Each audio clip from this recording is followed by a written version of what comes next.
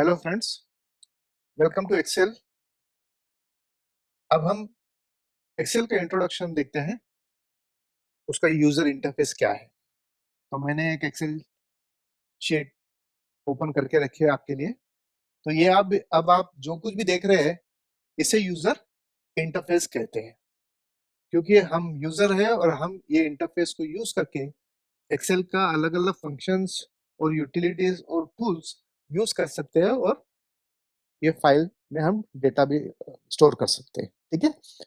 सबसे ऊपर लिखा है बुक वन एक्सेल। इसका मतलब ये है कि ये एक्सेल का शीट है या वर्क बुक है, इसलिए वो बुक वन बोल के उसका नाम है। ये डिफॉल्ट नाम है। ये सिर्फ माइक्रोसॉफ्ट एक्सेल ने एक टेम्पररी नाम दिया है, जो बाद में आपको ये फाइल सेव करना पड़ेगा।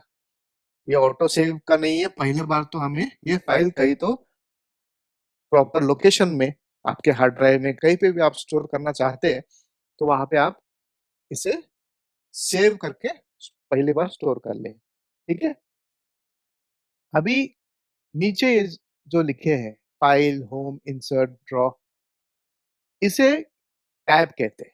टैब से, अलग अलग टैब से। पुराने एक्सेल के जो वर्जन थे उसमें इसे मेनू बार कहा जाता था, लेकिन अभी जो करंट लेटेस्ट वर्जन है, इसमें मेनू बार को निकाल के उन्होंने टैब्स डाले हैं। टैब्स इसलिए डाले हैं कि अगर अभी अभी देखिए आप, अभी हम होम टैब पे हैं, तो क्योंकि ये वाइट में हाईलाइटेड है, अभी होम टैब के अंदर नीचे देखिए आप, पूरा ये जो पेज से लेके लास्ट तक है, ये पूरा रिबन है। ये रिबन बोलते हैं इसे। और ये रिबन भी अलग अलग सेक्शंस में या ग्रुप्स में डिवाइड किया है। जैसे ये क्लिपबोर्ड है, सेकंड वाला फॉन्ट है, थर्ड वाला अलाइनमेंट है, नंबर है, ऐसे। तो टैब टैब के अंडर रिबन होता है, रिबन को डिवाइड किया जाता है डिफरेंट डिफरेंट ग्रुप्स में। नेक्स्ट टैब है इंसर्ट। जब आप इंसर्ट क्लिक करेंगे तो ये रिबन चेंज हो जाएगा, और उसके हिसाब से अलग अलग फंक्शनैलिटीज और ग्रुप्स आपको दिखेंगे। ठीक है। तो ये हो गया टैब्स और रिबन्स।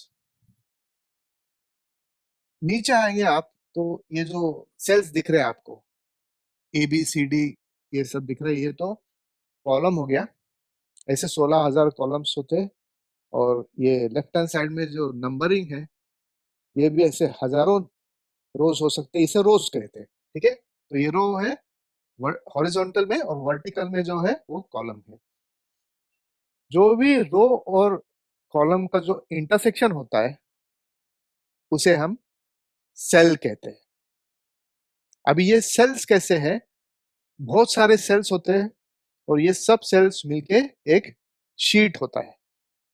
तो शीट वन अभी आपके सामने दिख रहा है। ये डिफॉल्ट, आप जब भी एक्सेल स्टार्ट करते हैं तो शीट वन के साथ ही स्टार्ट करते हैं। अगर आपको अलग अलग शीट्स ऐड करनी हो तो सिर्फ प्लस दबाते जाइए, और आप शीट्स तैयार कर सकते हैं। उसे राइट क्लिक करके उसका नाम भी दे सकते हैं, आपको जो चाहे वो शीट का नाम दे सकते हैं। ठीक है। रीनेम कर सकते हैं,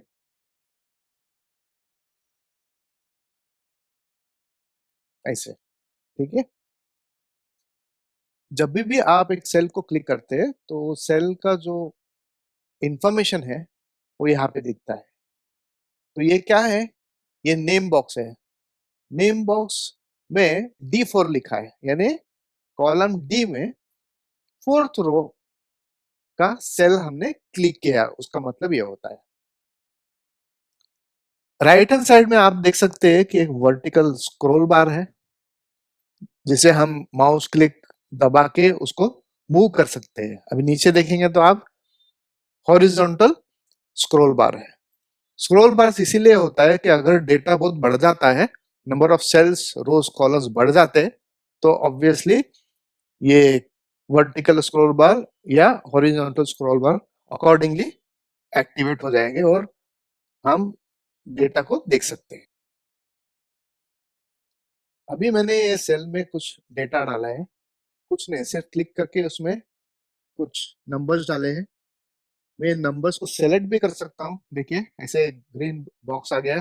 जब मैं सेलेक्ट करता हूँ तब यहाँ पे राइट हैंड साइड में एक बॉक्स है, इंफॉर्मेशन है उसमें। एवरेज कितना है उसका, 200 है, यानी 100, 200 और 300, ये तीनों का एवरेज क्या होता है, तो 200 आ गया ऑटोमेटिकली। काउंट कितना है, 3 है, 3 नंबर्स है, और सम कितना है, 600 है। बढ़िया है। तो वो क्या कर रहा है एक्सेल, ऑटोमेटिकली इसको कुछ कैलकुलेशंस करके आपको डिस्प्ले कर रहा है। ये है ऊपर फॉर्मूला बार है। अगर हम कुछ सिलेक्शंस करते हैं तो वहां पे डिस्प्ले होता है। अभी राइट में इधर आप देख रहे हैं कि ये जूम कर सकते हैं। यहाँ पे ये प्लस है और माइनस है। तो माइनस बोले तो वो छोटा होता जाएगा, और प्लस बोले तो वो बढ़ता जाएगा। 100% यानी एक्चुअल जो व्यू है उसका वो 100% ही रहता है हमेशा। आप बढ़ा सकते हैं, छोटा कर सकते हैं। अगर आपको डेटा देखने देखने में दिक्कत होती है तो आप इसको जूम इन और जूम आउट कर सकते हैं आसानी से। ठीक है, ऊपर जाएंगे आप तो ऊपर राइट हैंड साइड में मिनिमाइज है। मिनिमाइज बोले तो ये छोटा हो जाएगा। ये एक्सेल शीट जो है व्यू छोटा हो जाता है, यूजर इंटरफेस ये निकल जाएगा। और सेकंड वाला जो है रेस्टोर है, वो रेस्टोर करने के लिए है। जैसा ऐसे है तो आप क्लिक करेंगे तो फिर रेस्टोर हो जाएगा। और ये क्रॉस या इनटू है, ये क्लोज है। तो अगर ये आप क्लोज कर रहे हैं, आपका काम हो गया है, तो आप क्लोज कर सकते हैं। अगर आपको आधा काम हो गया है और आप बाद में उसको कंप्लीट करना चाहते हैं तो भी आप क्लोज करके रख सकते हैं। या कभी कभी आप क्लोज करने की भी जरूरत नहीं है, आप उसको सिर्फ ऐसे ही मोड पे रख के सिर्फ स्क्रीन का बटन बंद कर सकते हैं। बाद में आ जाएंगे तो फिर से स्क्रीन का बटन ऑन करेंगे तो ये वैसे क्या वैसे ही रहेगा। ठीक है, ये ऊपर एक साइन इन का ऑप्शन है। ये साइन इन इसीलिए है कि अगर आप आपके पास माइक्रोसॉफ्ट अकाउंट होगा तो आप उससे आप साइन इन कर सकते हैं। ठीक है, तो अभी तो ये जो ओपन हुआ है विदाउट साइन इन है, एनोनिमस है। लेफ्ट हैंड साइड में ये सेव का आइकॉन है। सेव अलग अलग मेथड से आप फाइल को सेव कर सकते हैं, वो हम बताएंगे कैसे कर सकते हैं। ये customize quick access toolbar, इसको क्विक एक्सेस टूल बार कहते हैं। इसको आप कस्टमाइज कर सकते हैं। तो कभी भी आपको ऐसे फंक्शनैलिटी या टूल चाहिए जो आप हमेशा यूज करते हैं, आपको जल्दी उसका आइकॉन या लिंक अवेलेबल चाहिए, तो आप इधर से सेलेक्ट कर सकते हैं। सेलेक्ट या डिसेलेक्ट वो भी कर सकते हैं आप। ऐसे अभी न्यू हमने सेलेक्ट किया है। ठीक है, अभी क्या है, ओपन सेलेक्ट किया है। तो यहाँ से आप डायरेक्टली क्लिक करेंगे तो भी न्यू फाइल आप ओपन कर सकते हैं, या एग्जिस्टिंग फाइल जो आपने स्टोर करके रखा है उसको भी आप दोबारा ओपन कर सकते हैं।